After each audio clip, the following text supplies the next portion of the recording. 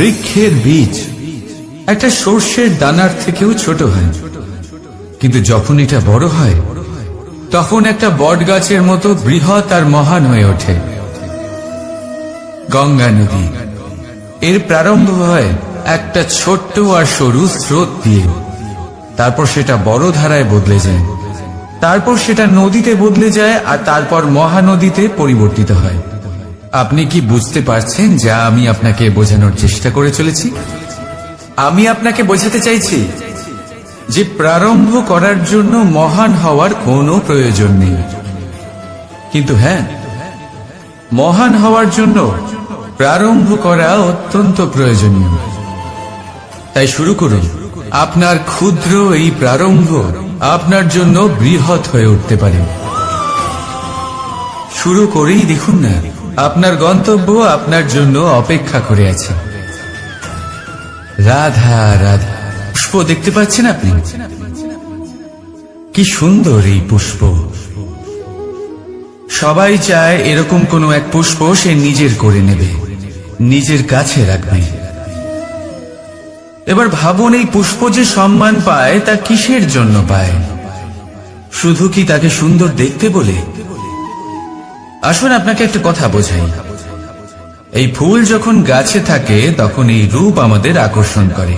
এই ফুল দিয়ে যদি আপনি মালা বানান, কোনো মূর্তিতে দেন, তাহলে তা সম্মানের নিদর্শন হয়। এবার এই ফুলই যদি আপনি বিছানাতে ছড়িয়ে দেন, তাহলে সেই দৃশ্য দেখে সেই সুবাসে আপনার মন পুলকিত হয়ে ওঠে। কিন্তু ভাবুন, এই পুষ্পই যদি আপনি চিতায় সাজান, তাহলে এই পুষ্পকে আর কেউ সম্মান করে না। একই রকম কথা, সেই একই পুষ্প এক পরিস্থিতিতে সম্মান পাচ্ছে, এক পরিস্থিতিতে নয়। কেন? কারণ এতেই লুকিয়ে রয়েছে একটা গুরুত্বপূর্ণ শিক্ষা। এর সারমর্ম হলো এটাই যে এই সম্মান ব্যক্তি বা বস্তুকে করা হয় না, সম্মান করা হয় সময় এবং পরিস্থিতিকে। এবার এই যে সময়, তা কখনোই আমাদের বশে থাকে না, আমাদের বশে থাকে পরিস্থিতি।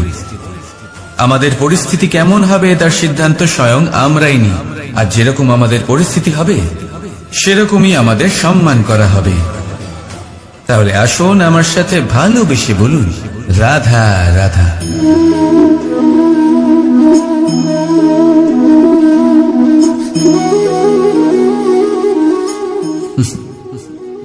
এবারে আপনারা ভাবছেন যে আমি এত একাগ্রতার সাথে এই পিঁপড়েকে কেন দেখছি। আপনাকে বলি যে আজ এই পিঁপড়েকে দেখে আমি মন্ত্রমুগ্ধ হয়ে গেছি। ওর রূপ বা ওর আকার দেখে নয়, এই পিঁপড়ের প্রচেষ্টা দেখে।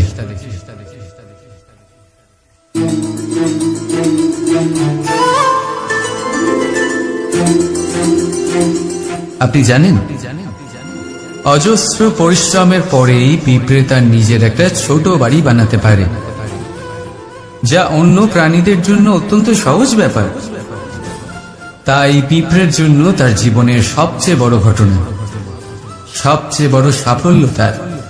ভবিষ্যতে এই পিঁপড়ে থাকুক বা না থাকুক, তাদের বানানো বাড়ি বহু বছর অবধি টিকে থাকে। জীবনের সাফল্যের সাথেও ঠিক এমনটাই ঘটে। আপনি একদিনে সাফল্য লাভ করতে পারবেন না, কিন্তু যদি আপনি প্রতিদিন চেষ্টা করতে থাকেন, তবে একদিন আপনি অবশ্যই সাফল্য লাভ করবেন। মনে রাখবেন, ভাগ্যের দ্বার তাদের জন্য উন্মুক্ত হয় না যারা হার মেনে নেয়। ভাগ্য তার দ্বার তাদের জন্যই খোলে যারা বসে না থেকে প্রয়াস করে সেই দরজার কড়া নাড়াতে। তাই প্রয়াস করতে থাকুন। সাফল্য অবশ্যই একদিন না একদিন আপনার কাছে আসবেই। রাধা রাধা। সংসারের সবথেকে মূল্যবান ধন কি হতে পারে? সেটা কি সেই স্বর্ণ যা দিয়ে অলংকার তৈরি করে আমরা ধারণ করি, নাকি সেই সব হিরে মুক্ত রত্ন যা হয় আমরা নিজেদের মুকুটে ধারণ করি বা হাতে আংটি বানিয়ে ধারণ করি, নাকি সেই ধন যার দ্বারা আমরা সংসারে যা চাই তাই কিনতে পারি? এই সব হলো ধন সম্পত্তি, কিন্তু সব থেকে বেশি মূল্যবান কিন্তু এরা নয়। এগুলো যে কেউ আপনার থেকে অনায়াসে কাটতে পারে। কোনো চোর চুরি করে নিতে পারে, কোনো ডাকাত এসে লুট করে নিতে পারে।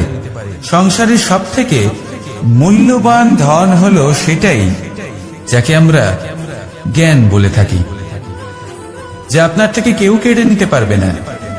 কোনো ডাকাত লুট করে নিতে পারবে না, কোনো চোর চুরি করতে পারবে না, কোনো রাজা কর রূপে আপনার থেকে কেড়ে নিতে পারবে না। এগুলো আপনার সাথেই থাকবে। কিন্তু একটা কাজ আছে যা আপনি করতে পারেন। এই জ্ঞান রূপী ধন আপনি ছড়িয়ে দিতে পারেন।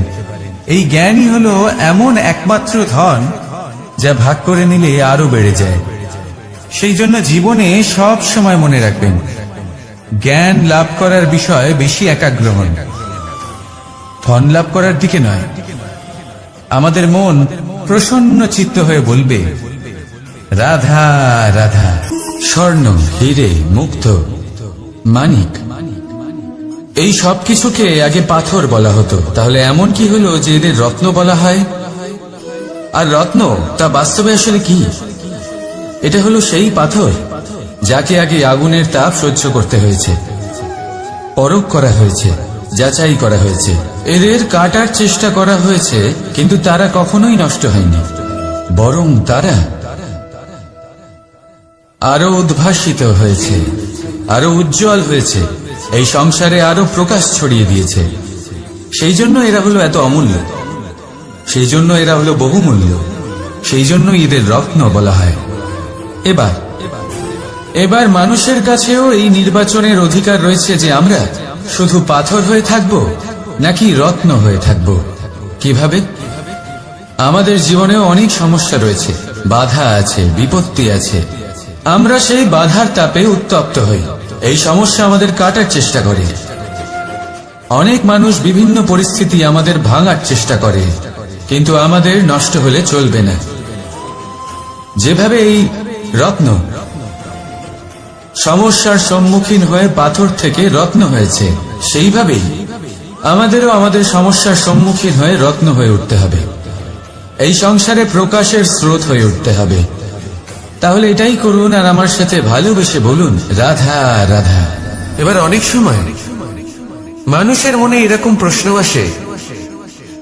আসে যে এই সংসারে সব থেকে বড় বিপদ কি? কেউ বলে ধর্ম সংকট, আবার কেউ বলে প্রাণের উপর আসা সংকট। প্রত্যেক মানুষের জীবনে বিভিন্ন সংকট আসে, আর এই সমস্ত সংকট অত্যন্ত বিচিত্র হতে পারে। এই সমস্ত সংসার হলো সংকট দ্বারা পরিপূর্ণ। ঠিক আছে, আপনাকে একটা উদাহরণ দিই। একজন ধনী ব্যক্তি, এবার ওনার জীবনে সংকট কি হতে পারে? সংকট এটাই যে কেউ তার সম্পত্তি চুরি না করে নেয়, আমরা বুঝতে পারছি। এবার একজন চোর, তার জীবনে সংকট কি হতে পারে? যে চুরি করার সময় সে যদি তার একটা কাশি চাপতে না পারে, তাহলে সে ধরা পড়ে যেতে পারে, ঠিক কিনা? আবার অনেক সময় এমনও হয় যে যার জন্য আমি সংকট, সেও আমার কাছে সংকট। যেমন এই পরিস্থিতিতে দেখুন, সংকট হলো সংকট, এ তো জীবনে থাকবে, কিন্তু এর সম্মুখীন কিভাবে হওয়া যায়? খুব সরল, সব এটার ওপর নির্ভর করে, মনের ওপর। এই মনকে নিয়ন্ত্রণ করলে সব ঠিক থাকবে। এবার যদি ধনী ব্যক্তি মনকে নিয়ন্ত্রণ করে ফেলেন, নিজের অর্থের ব্যবহার শুভ কাজের জন্য, সমাজের সেবার জন্য বিকাশ করতে করেন, ওই অর্থকে একত্রিত করে না রাখেন, তাহলে চুরির সমস্যা, এই সংকট সেখানেই কেটে যাবে। এবার যদি কথা বলি সেই চোরের, তাহলে চোর যদি নিজের মনকে সংযত করে নেয়, যদি নিজের কর্মকে নিয়ন্ত্রণ করতে পারে, তাহলে এমন কোনো স্বর নেই, এমন কোনো স্বর নেই যা ওকে ধরা পড়তে বাধ্য করবে।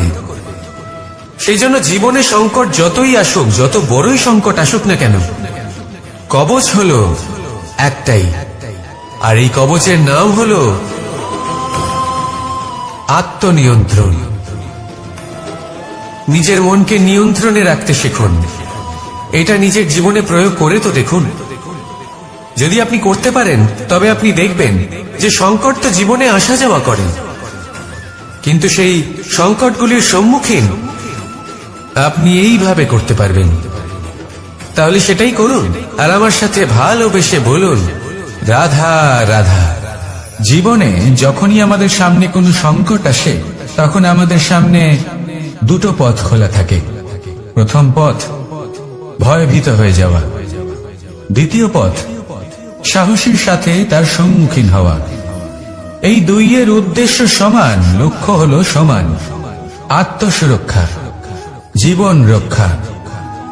কিন্তু ভয়কে দুর্বল মনে করা হয় আর সাহসকে আপনার বল বলে মনে করা হয়। কারণ হলো এটাই যে ভয় তা হলো শুধুমাত্র একটা প্রতিক্রিয়া, আর সেইখানে সাহস এটা হলো একটা নিশ্চয়, একটা প্রতিবদ্ধতা। আর যদি সাহসের সাথে আপনি সংকটের সম্মুখীন হন, তাহলে হয়তো সেই সংকট আপনি চিরকালের মতো দমন করতে পারবেন। কারণ বিপদ যখন আসে তখন সর্বপ্রথম আমাদের দ্বন্দ্ব হয় এখানে, মনে। সেই বিপদের সম্মুখীন আমরা এখানে হই। যদি এই হৃদয়কে, এই মনকে আপনি সাহসী করে তুলতে পারেন, তাহলে তাতে কখনো ভয় আসবে না, আর সেই বিপদের সম্মুখীন হওয়াও সরল হবে, জয়লাভ করাও সরল হবে। তাই নিশ্চিত রূপে সাহস হলো অধিক শ্রেষ্ঠ। জীবনে যখনই কোনো সংকট আসবে, তখনই সাহসের সাথে তার সম্মুখীন হন আর আমার সাথে ভালোবেসে বলুন, রাধা রাধা। এই তালাটা দেখতে পাচ্ছেন আপনি? এই তালাকে ভেঙেও খুলে দেওয়া যায়, আবার ভালোবেসেও খুলে দেওয়া যায়। অর্থাৎ এই তালাটা আপনি এই চাবির দ্বারাও খুলে দিতে পারেন, এই হাতুড়ি দিয়েও খুলে দিতে পারেন। কিন্তু এই খোলাতে তফাৎ আছে। যদি তালা খোলার জন্য আপনি সেটা ভেঙে ফেলেন, তাহলে তা পরের বার আর কাজে লাগবে না। কিন্তু যদি এটা আপনি চাবির দ্বারা খোলেন, তাহলে তা চিরকাল কাজে লাগবে। আমাদের জীবনে সম্পর্কগুলো কিছুটা এরকমই হয়। আমাদের জীবনের আনন্দরূপী ধন রক্ষা করে এই সম্পর্ক, কিন্তু ভালোবেসে। যদি ক্রোধের দ্বারা এই সম্পর্ক রক্ষা করা হয়, তাহলে পরে তা কোনো কাজে আসে না। তাই সম্পর্ক সবসময় প্রেমের চাবি দিয়ে খুলুন, কারণ প্রতিবার নতুন তালা আপনি ব্যবহার করতেই পারেন, নতুন সম্পর্ক গড়তে পারবেন। রাধা রাধা।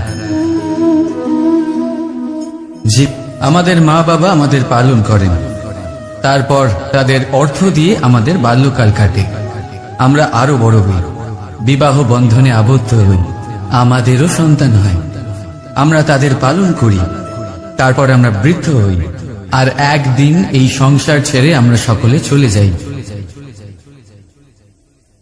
এটাই কি জীবন? আপনার মনে এই প্রশ্ন হয়তো অনেকবার জেগেছে, তাই না? এবার একটু জলের যাত্রাপথ লক্ষ্য করুন। সাগর থেকে বাষ্প হয়ে ওঠে এই জল, মেঘ হয়ে ঝরে পড়ে সে, তারপর নদী হয়ে আবার সাগরে মিলিয়ে যায়।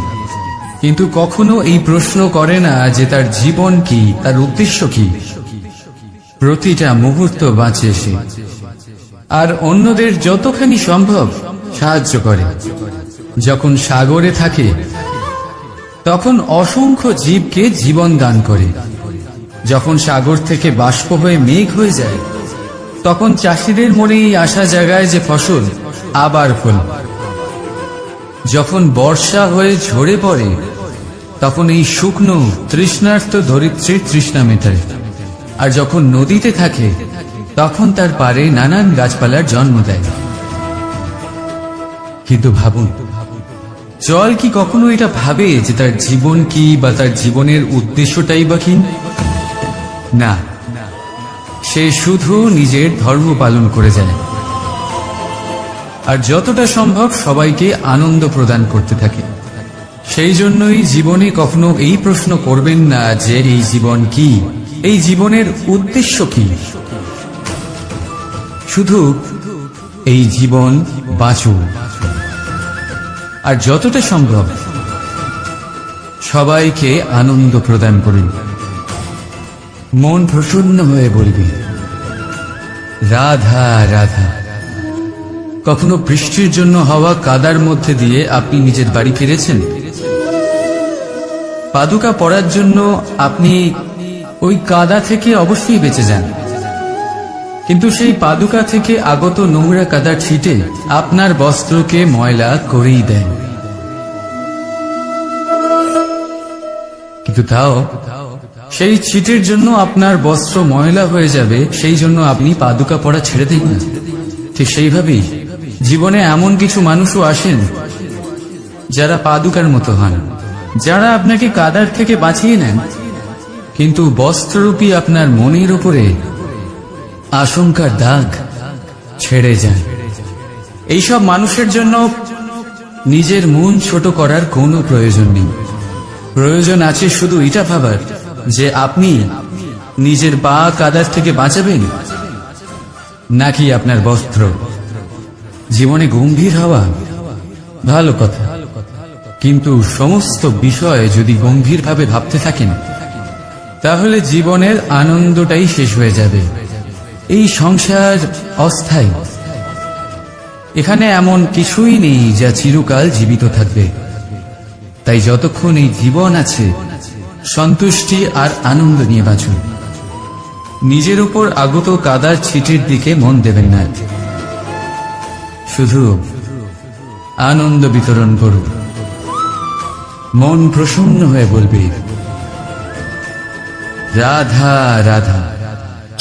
এই সংসারের সব থেকে বড় সত্যি হলো জন্ম এবং মৃত্যু, কিন্তু আরো বড় একটা সত্য আছে, মিত্র এবং শত্রু, যা আমাদের সকলের জীবনে থাকে। মিত্র সে যে আমাদের সঙ্গ দেয় এবং সংসারের সব থেকে উঁচু শিখরে আমাদের নিয়ে যায়, এবং শত্রু সে যে যে কোনো মুহূর্তে যে কোনো শিখর থেকে আমাদের নিচে ফেলে দিতে পারে। এবার বিচিত্র ব্যাপার হলো এটাই যে আমরা নিজেরাই এদের সাথে নিয়ে চলি, নিজেরাই এদের পালন করি। তা কি করে? প্রথমে বুঝুন এই মিত্র এবং শত্রু কারা। আপনার নিজের মন, আর কেউ নয়। এই মনই হলো মিত্র যখন তাতে ভারসাম্য বজায় থাকে, তা নিয়ন্ত্রিত থাকে, তা পবিত্র হয়। কিন্তু যদি এই মন অনিয়ন্ত্রিত হয়ে পড়ে, যদি আপনাকে সে নিয়ন্ত্রণ করতে শুরু করে, তখন সেই আপনার সব থেকে বড় শত্রু হয়। সেই জন্য এই মনের ওপর নিয়ন্ত্রণ রাখতে শিখুন, এতে ভারসাম্য বজায় রাখতে শিখুন। তাহলে আপনি এমন এক বন্ধুকে পাবেন যে আপনাকে এই সংসারের শিখরে পৌঁছে দেবে। আসুন আমার সাথে ভালোবেসে বলুন রাধা রাধা। ঈশ্বর আসলে কে? সংসারের বেশিরভাগ মানুষের কাছে ঈশ্বর হলেন এই সংসারের রচয়িতা, পালনকর্তা। কারোর কাছে উনি জ্ঞাতা, কারোর কাছে উনি হলেন আস্থার প্রতীক, আবার কারোর জন্য শুধুমাত্র অন্ধ বিশ্বাস। তিনি হলেন আপনার ইষ্ট। সেই জন্যই তো গুরু, মাতা, পিতা এনাদেরও ঈশ্বরই বলা হয়েছে। যাদেরকে আমরা ঈশ্বর বলে মনে করি, যারা আমাদের ইষ্ট, তারা আমাদের একটি পথ দেখান, একটি দিকে চালিত করেন। সেই পথে চলে আপনি শুভ কর্ম করতে পারেন। আর যখন কোনো ব্যক্তি তার ঈশ্বরের আদেশ পালন করেন, তখন সে নিজে থেকেই শুভ পথে অগ্রসর হয়ে যান। বেশ কয়েকজন মানুষ ঈশ্বরের উপর আস্থা রাখেন এবং ভাবেন যে অনুচিত কোনো কাজ করা উচিত নয়, ঈশ্বর দেখছেন। ওনারা ভয় পান যে কোনো অনুচিত কর্ম করলে কে জানে তার পরিণাম কি হবে। এমন অনেক ব্যক্তি রয়েছেন যারা ঈশ্বরকে বিশ্বাস করেন এবং জানেন যে ঈশ্বর তাদেরকে দেখছেন। তাই যে যে শুভ কর্ম ওনারা করেছেন তার ফল তারা অবশ্যই পাবেন। এবার আপনি ভয় পেয়ে ঈশ্বরকে বিশ্বাস করবেন নাকি বিশ্বাসের দ্বারা ঈশ্বরকে বিশ্বাস করবেন, সেই সিদ্ধান্ত আপনারই। কিন্তু হ্যাঁ, যদি আপনার মনে ঈশ্বরের জন্য কোনো স্থান থাকে, যদি আপনার কোনো ইষ্ট থাকেন, যদি আপনি কাউকে ঈশ্বর মনে করেন, যার প্রত্যেক আদেশ আপনি পালন করে থাকেন, তাহলে বলি ঈশ্বর কখনো আপনাকে অনুচিত পথে চালিত করবেন না। আসুন আমার সাথে ভালোবেসে বলুন রাধা রাধা। এই সংসারে ভিন্ন ভিন্ন ধরনের গাছ আছে, অসংখ্য ধরনের প্রজাতি আছে। কিছু গাছ পাতা দিয়ে থাকে, কিছু ফুল, কিছু ফল, কেউ ছায়া প্রদান করে, কেউ শীতলতা প্রদান করে, কেউ নিজেকে খুব কষ্ট দিয়ে এই সংসারের বিকাশে সহায়ক হয়ে ওঠে। কিন্তু এই সবার মধ্যে একটা বিষয় কিন্তু সমান, এরা প্রত্যেকেই পাতা ছাড়া, ফুল ছাড়া, ফল ছাড়া জীবিত থাকতেই পারে, কিন্তু কোনো বৃক্ষই শিকড় ছাড়া বেঁচে থাকতেই পারে না। এটাই হলো রাধার। ঠিক সেইভাবেই আমাদের জীবনে শক্তি হোক, ধন হোক বা সাফল্য হোক, আমাদের বা আমাদের পরিবারের প্রসন্নতাই হোক, এই সব কিছুর আধার হলো, সবকিছুর মূল হলো পরিশ্রম। তাই জীবনে চিরকাল পরিশ্রম করতে থাকুন। যদি আপনি জীবনে কর্ম এবং ফল, মানুষের স্বভাব হলো এটাই যে তিনি নিজের প্রত্যেক পরিশ্রমের প্রতিফল প্রার্থনা করেন। বেশিরভাগ সময় এই ফলাফলের চিন্তা করতে করতে, কল্পনা করতে করতে উনি কর্ম করতে থাকেন যে আমি এই কাজটা করলে এই ফল পাবো। সেই সব কল্পনা করতে থাকেন যা না তার হাতে আছে, না আছে অধিকার আর না আছে নিয়ন্ত্রণ। উনি শুধু নিজের কর্ম করতে পারেন। উনি কি ফল পাবেন তা তার হাতে কখনোই নেই। তাই আপনিও শুধুমাত্র কর্ম করতে থাকুন, ফলের চিন্তা করবেন না। মনে রাখবেন, শিকড় এবং শাখা যেভাবে একে অপরের সাথে জড়িয়ে, সেইভাবেই একে অপরের সাথে জড়িয়ে কর্ম এবং ফল। যেরকম কর্ম আপনি করবেন সেরকম ফল আপনি অবশ্যই পাবেন। তাই এই ফলের আশায় কর্মের সময় কখনোই নষ্ট করবেন না, কারণ যে ব্যক্তি সময় নষ্ট করেন, সময় সেই ব্যক্তিকে অবশ্যই নষ্ট করে দেয়। কর্ম করুন নিঃস্বার্থভাবে, ফলের চিন্তা করবেন না, আর আমার সাথে ভালোবেসে বলুন রাধা রাধা। কর্ম এবং ফল, দেখতে গেলে এই সমস্ত ব্রহ্মাণ্ড এই দুইয়ের মাঝেই স্থির হয়ে আছে।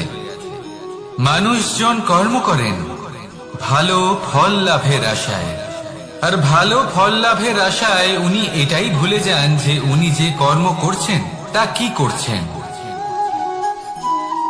আমি বলেছিলাম কর্ম করুন ফলের চিন্তা না করে, কিন্তু কি কর্ম করছেন সেই বিষয়ে ভাবাটাও অত্যন্ত আবশ্যক।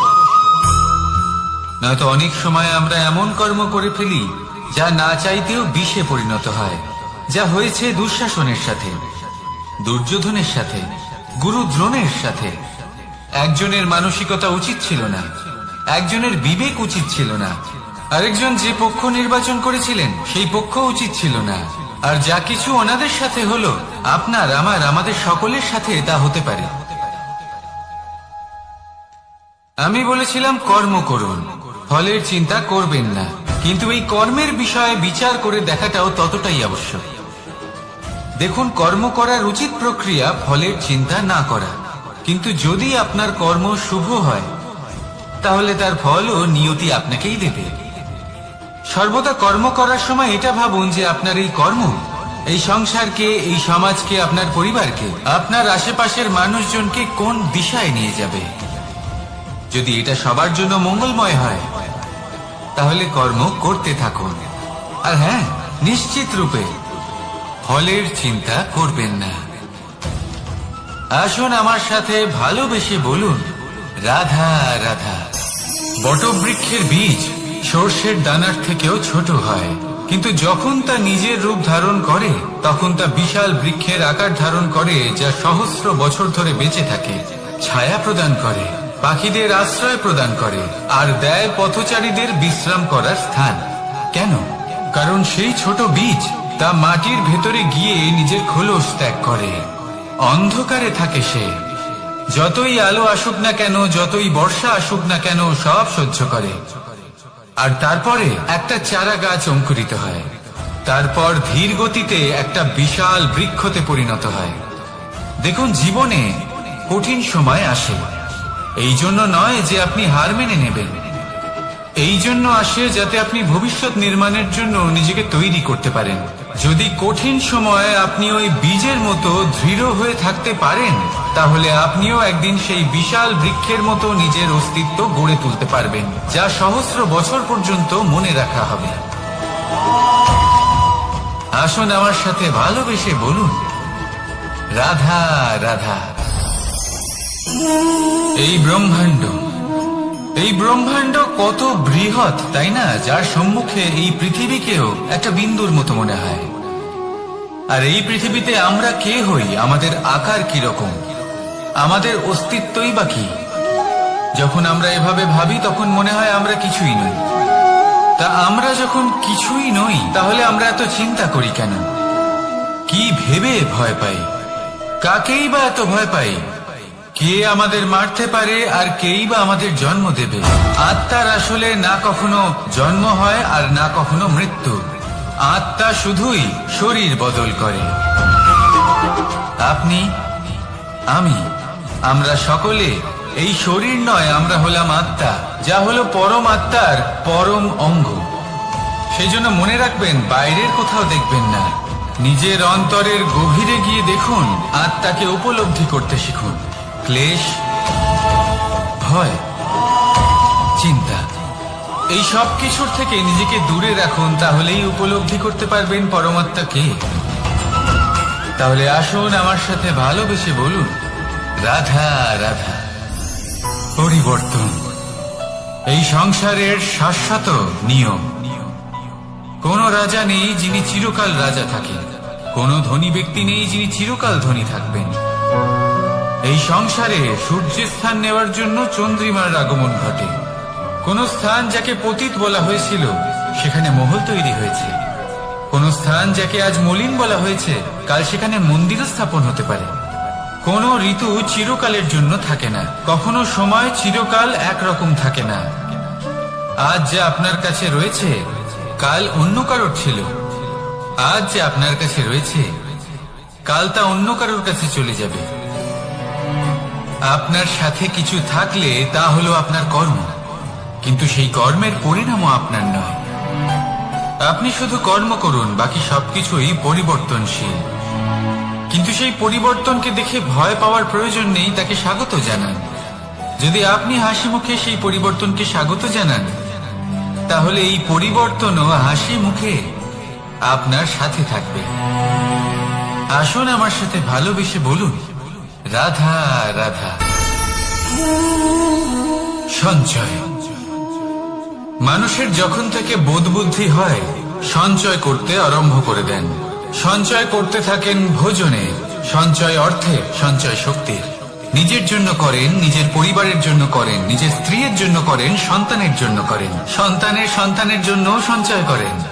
সঞ্চয় করার জন্য ওনার কাছে অনেক কারণ রয়েছে, কারণ উনি এটা ভাবেন যে এই সঞ্চিত শক্তির জন্য কেউ ওনার কোনো ক্ষতি করতে পারবে না।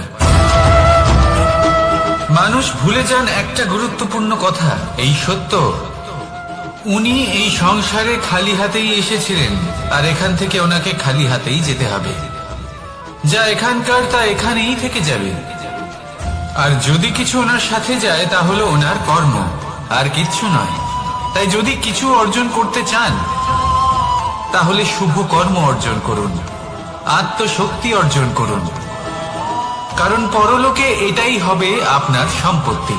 তাহলে কি এটা আপনি অর্জন করতে চান না? আসুন আর আমার সাথে ভালোবেসে বলুন, রাধা রাধা। সদিচ্ছা, দেখতে গেলে 3 অক্ষরে তৈরি এই শব্দ, কিন্তু সমস্ত ত্রিলোক তার উপরেই আধারিত। আপনি এই সংসারে এসেছেন, তখন অবশ্যই শ্বাস নেবেন, কিন্তু তার বদলে আপনাকে কিছু তো দিতেই হবে। আপনার উপর নির্ভর করছে আপনি কি দেবেন। কি দেবেন এই সংসারকে, এই সমাজকে, নিজের পরিবারকে, আর তার বদলে কি নেবেন? যশ নাকি অপযশ? দেখুন, এক ছিল রাবণ, যে কিনা সমুদ্র পার করল সীতাকে অপহরণ করার জন্য, আর এক ছিলেন রামচন্দ্র, যিনি সমুদ্র পার করেছিলেন, সেতু বানিয়ে গিয়েছিলেন সীতাকে ফিরিয়ে নিয়ে আসার জন্য। দুজনেই সমুদ্র পার করেছিলেন, শুধু পার্থক্য ছিল সদিচ্ছাকে বোঝার, লক্ষ্যের। অনেক মানুষের যাত্রা একরকম হতেই পারে, কিন্তু আনন্দ তখনই লাভ করবেন যখন লক্ষ্য শুভ হবে, মহান হবে।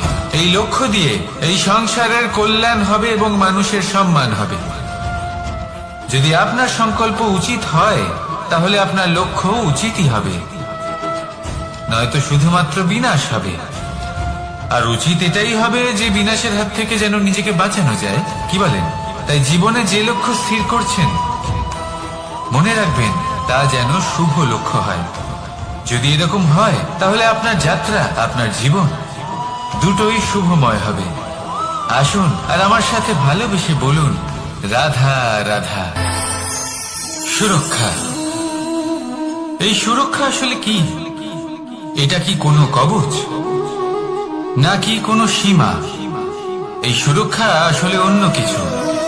আমাদের মাতা পিতা, আমাদের প্রিয়জন, আমাদের বন্ধু, এই সমাজ, আমাদের শুভাকাঙ্ক্ষী, আমাদের আত্মীয়, এনারা সবাই আমাদের জীবনে কোনো না কোনো ভাবে সুরক্ষা দিয়ে থাকেন, একটা কবচ দিয়ে থাকেন কোনো না কোনো রূপে। কিন্তু দেখতে গেলে আমাদের পরাক্রমের পথে, আমাদের বীরত্বের পথে, আমাদের সাহসের পথে এই সুরক্ষাই সব থেকে বড় বাধা হয়ে দাঁড়ায়। একবার ভেবে দেখুন, যদি আপনি কোনো সুরক্ষাই না পান, বা যদি আপনি এই সুরক্ষা ভেঙে বাইরে আসতে পারেন, তাহলে আপনার বীরত্ব চরম সীমায় পৌঁছে যায়। কেন?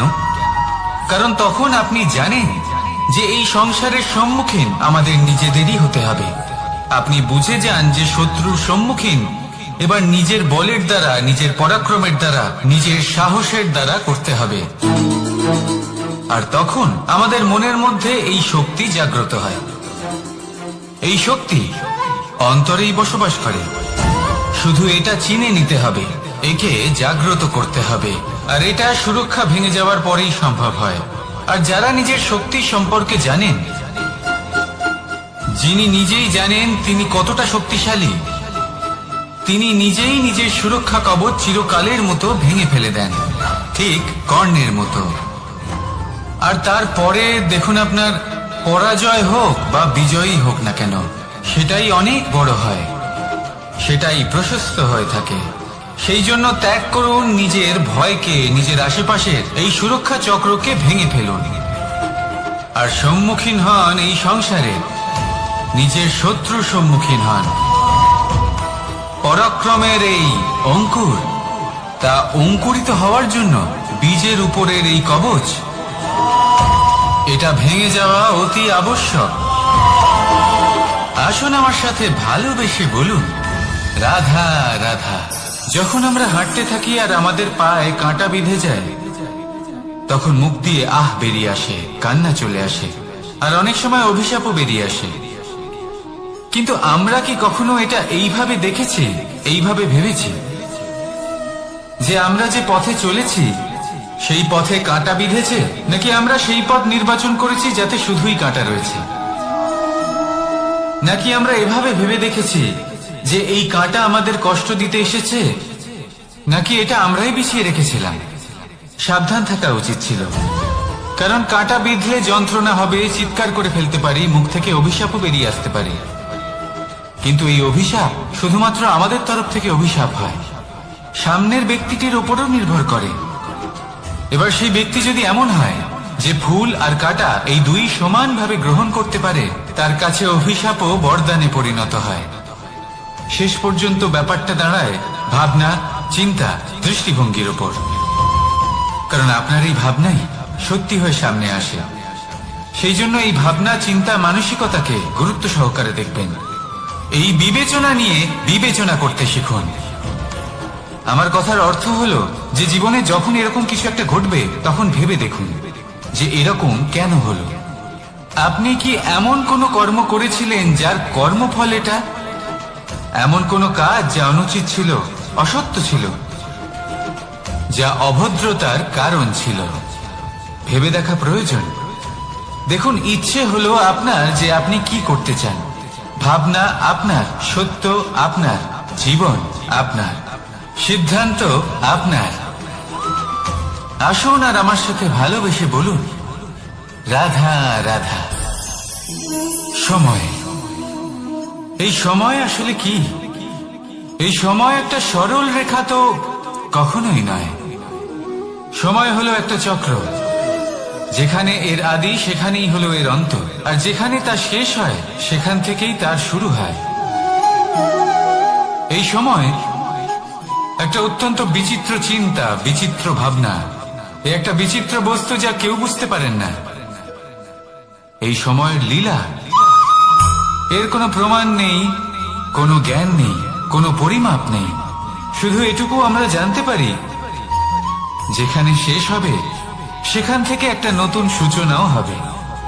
যা আজ আপনার কাছে আছে কাল অন্য কারোর কাছে যাবে, তারপরে তার কাছ থেকেও অন্য কারোর কাছে যাবে, তারপরে তার থেকেও ছিনিয়ে নেওয়া হবে।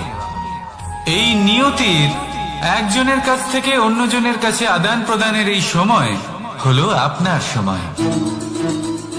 এই সময়ের সদ্ব্যবহার করুন, এই সময়কে বাঁচুন। আপনাকে শুধু এটাই সুনিশ্চিত করতে হবে যে আপনি কোন পক্ষে আছেন।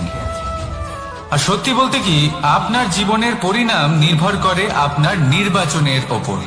আপনি কোন পক্ষ নির্বাচন করছেন। তাহলে মনে রাখবেন, জীবনে সেই পক্ষই নির্বাচন করবেন যা চয়ন করার পরে আপনি সুখ অনুভব করবেন, আপনি সন্তোষ লাভ করবেন, প্রসন্নতা লাভ করবেন। আর আমি এটাই সুনিশ্চিত করব যে এই পক্ষ যেন শান্তির পক্ষ হয়, এই পক্ষই যেন প্রেমের পক্ষ হয়। তাহলে চিন্তা করবেন না, আর আসুন আমার সাথে ভালোবেসে বলুন, রাধা রাধা। দৃষ্টি আর দৃষ্টিভঙ্গি, এই সমগ্র লীলা হলো এই দুইয়ের। বিচিত্র হতে পারে, কিন্তু এটাই সত্যি। এবার আপনাকে একটা উদাহরণ দিয়ে বোঝাই। অনেক সময় আপনি কোনো ব্যক্তিকে এটা বলতে শুনবেন যে আমি আমার নিজের উপরে গর্ব করি, আমি নিজেকে নিয়ে গর্ব করি, আমি খুব ভালোভাবে আমার মা বাবার সেবা করি, ওনাদের আমি সবসময় সুখী রাখি, ওনাদের আমি একটা বাড়ি দিয়েছি, সকল সুখ সুবিধা দিয়েছি, ওনাদের জীবনে প্রত্যেক জিনিস দিয়েছি আর দেব যা তাদের প্রয়োজন। এবার আমাকে বলুন যে আপনি কে হন। আপনি হলেন সেই বীজ যা আপনার মাতা পিতা রোপণ করেছেন। আপনার মা বাবাই আপনাকে এই সংসারে জন্ম দিয়েছেন। এবার এইসব কথার কি তাৎপর্য? এই হলো সেই ব্যক্তির দৃষ্টিভঙ্গি। এবার দেখা যাক এই প্রকৃতি আমাদের কি শেখায়। কখনো কোনো গাছকে দেখবেন, যখন সেই গাছে ফল আসে, সে মালিকে এটা বলে না যে দেখো আমি তোমাকে ফল খেতে দিচ্ছি। সেই বৃক্ষ এটা বলে না যে দেখো আমি তোমায় আহার করতে দিচ্ছি, কারণ ও জানে যে এটা হলো সেই মালির পরিশ্রম, এটা হলো তারই কর্মের ফল, আর এটা তারই পাওয়া উচিত। সে বলে যে তোমার জিনিস তোমাকেই অর্পণ করলাম, এ আমার জিনিস নয়। ও জানে সেই মালির গুরুত্ব আসলে কি। এটা হলো তার দৃষ্টিভঙ্গি। সেই জন্য আপনি জীবনে কোন ব্যক্তির মধ্যে, কোন পশু পাখির মধ্যে, কোন প্রাণীর মধ্যে, কোন পরিস্থিতিতে, কোন আবেগের মুহূর্তে কি দেখতে পাচ্ছেন, সেটা আপনার দৃষ্টিভঙ্গির উপরে নির্ভর করছে। তাই নিজের মনে ধন্যাত্মক ভাব জাগ্রত করুন, শুভ চিন্তা নিয়ে আসুন। এই ভাবনাই সত্য হয়ে সামনে আসবে। এই দৃষ্টিভঙ্গি এমন হয়ে যাবে যে আপনার জীবনে সবকিছুই শুভ হবে। তাহলে আসুন আর আমার সাথে ভালোবেসে বলুন, রাধা রাধা। প্রতিশোধ অথবা কাউকে দুঃখ দেওয়ার ভাবনা, যদি এটা আপনার মনে থাকে, তাহলে আপনি নিজের মনেই যন্ত্রণার একটা বিশাল বৃক্ষ রোপণ করছেন, এটা মনে রাখবেন। কারণ কাউকে দুঃখ দেবার এই ভাবনা, এটা হলো সেই বীজ যা আপনার মনেই পতিত হবে, আপনার মনেই অঙ্কুরিত হবে, আর আপনার মনেই একটা বিশাল বৃক্ষরূপে বেড়ে উঠবে। জীবন আপনার, কর্ম আপনার, কাউকে দুঃখ দেবার ভাবনা আপনার ছিল, এই বৃক্ষ হলো আপনার, তাই এর ফলও আপনিই পাবেন, যা গ্রহণও আপনাকেই করতে হবে। মনে রাখবেন, যে মানুষ এটা ভাবে যে আমি ওকে দুঃখ দেব, ওকে কষ্ট দিতে চাই আমি, সেই মানুষই দুঃখ আর কষ্ট পেয়ে থাকে। যদি সেই জায়গায় আপনি এটা ভাবেন যে আমি কাউকে সুখী করে তুলতে চাই, কাউকে সুখ প্রদান করতে চাই, তাহলে তারও বীজ আপনার মনেই রোপণ হবে, বৃক্ষে পরিণত হবে, যার ফলও আপনিই পাবেন। এখানে বিষয়টা হলো শুধু মানসিকতা, চিন্তা, যা সত্য হয়ে আপনার সামনে আসে। তাহলে এই মানসিকতা শুভ করুন, সবার জন্য মঙ্গল কামনা করুন। অন্যের মনে আপনার জন্য ভালো চিন্তা থাকুক বা না থাকুক, আপনি সবার জন্য শুভ চিন্তা করে কর্ম করতে থাকুন, তাহলে আপনার সাথেও ভালোই হবে। তাহলে আসুন আর আমার সাথে ভালোবেসে বলুন, রাধা রাধা। সুখ আর অভিজ্ঞতা, এই দুই জীবনে একসাথে কখনোই আসে না।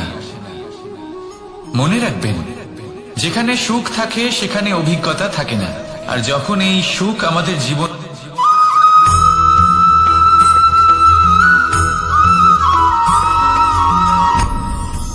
আপনি কি কখনো কোনো জলের ধারা দেখেছেন? তার সামনে যতই মাটি থাকুক না কেন, যতই কাদা থাকুক না কেন, যখন এই জলের ধারা বইতে আরম্ভ করে দেয়, তাহলে নিজের মনে, নিজের ভাবনার, নিজের জীবনের যত অনাবশ্যক তত্ত্ব আছে, অনুপযোগী অংশ রয়েছে, অর্থাৎ অপরিষ্কার অংশ রয়েছে, তা নিজে থেকেই নির্মল হয়ে উঠবে। আর যেরকম জলের ধারা কখনো থেমে থাকে না, সব সময় বয়ে চলে, সেইভাবে আপনিও কখনোই থামবেন না। সবসময় বয়ে চলুন, এগোতে থাকুন। পথে যদি অনেক বিপদ আসে, সমস্যা আসে, থামবেন না, তার উপর নিরন্তর প্রহার করুন, নিরন্তর প্রয়াস করুন আর অগ্রসর হন। আপনি ভেবে দেখুন, এই জলের ধারা কখনো থেমে থাকে না, সবসময় বয়ে চলে, বিপদের সম্মুখীন হয়ে তাকে সাথে বয়ে নিয়ে চলে। সেই জন্য জলের ধারা, প্রবাহমান এই ধারা, এর থেকে কখনো দুর্গন্ধ আসে না, এতে কখনো ময়লা জমতে পারে না, বরং পালিত হয় সুন্দর প্রাণবন্ত জীবজন্তু, যেমন সুন্দর ছোট মাছ। তাই আপনিও এটাই করুন, কখনো থামবেন না, শুধু চলতে থাকুন, জলের ধারার মতো বইতে থাকুন। আপনি আপনার লক্ষ্য অবশ্যই খুঁজে পাবেন, আর তার সাথে নিজের অন্তরের যে মালিন্য রয়েছে তা আপনি নিজেই নিজের থেকে দূরে করে দেবেন। তাহলে আসুন আর আমার সাথে ভালোবেসে বলুন, রাধা রাধা।